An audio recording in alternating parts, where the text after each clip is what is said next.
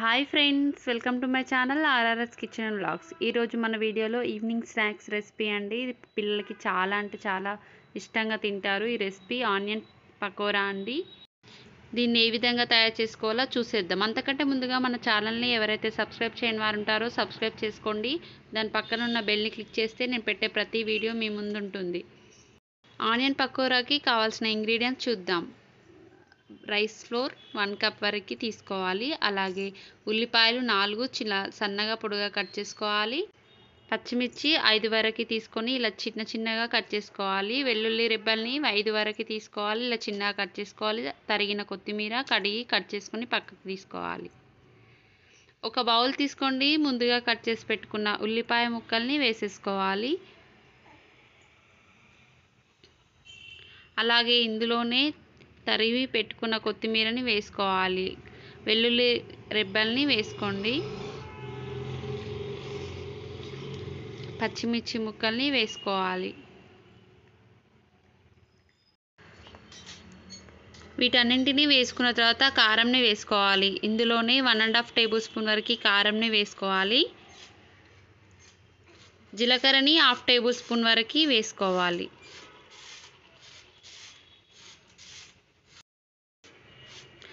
ఇందులోనే టేస్ట్కి సరిపడేంత సాల్ట్ని యాడ్ చేసుకోవాలి. ఆయిల్ని 1 టేబుల్ స్పూన్ వరకు వేసుకొని ఇదంతా కలుపుకోవాలి. ఉప్పు కారం పట్టే విధంగా ఈ ఆనియన్స్ని కలుపుకోవాలి.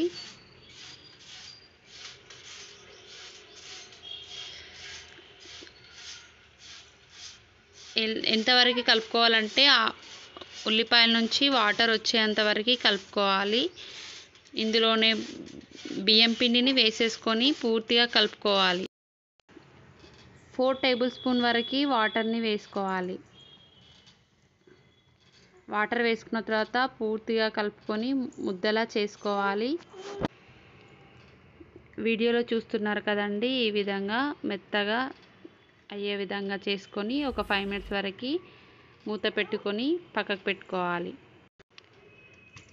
5 మినిట్స్ తర్వాత మూత తీసి కొద్ది కొద్దిగా పిండిని తీసుకొని ఇలా రౌండ్గా చేసుకోవాలి. ఇలా బిళ్ళల్లాగా చేసుకొని ఒక ప్లేట్లోకి తీసుకోవాలి. నేను తీసుకున్న పిండితో ఈ విధంగా 10 వరకు చేసుకున్నాను. రౌండ్ షేప్లో ఇలా చేసుకొని పక్కన పెట్టుకోవాలి. స్టవ్ ఆన్ చేసి కడాయి పెట్టుకోవాలి. అందులో డీప్ ఫ్రైకి సరిపడే అంత ఆయిల్ని వేసుకోవాలి. ఆయిల్ అనేది బాగా హీట్ ఎక్కిన తర్వాత ఇలా ఒక్కొక్కటిగా వేసుకుంటూ ఫ్రై చేసుకోవాలి. మంటని మీడియం ఫ్లేమ్లో పెట్టుకొని ఫ్రై చేసుకోవాలండి. హైలో పెట్టి ఫ్రై చేస్తే పైన ఉల్లిపాయలు అనేటివి మాడిపోతాయి, లోపల అలాగే మెత్తగా ఉంటాయి. ఈ విధంగా లైట్గా కలర్ చేంజ్ అయిన తర్వాత టిష్యూ ఉన్న పేపర్లోకి ట్రాన్స్ఫర్ చేసుకోవాలి.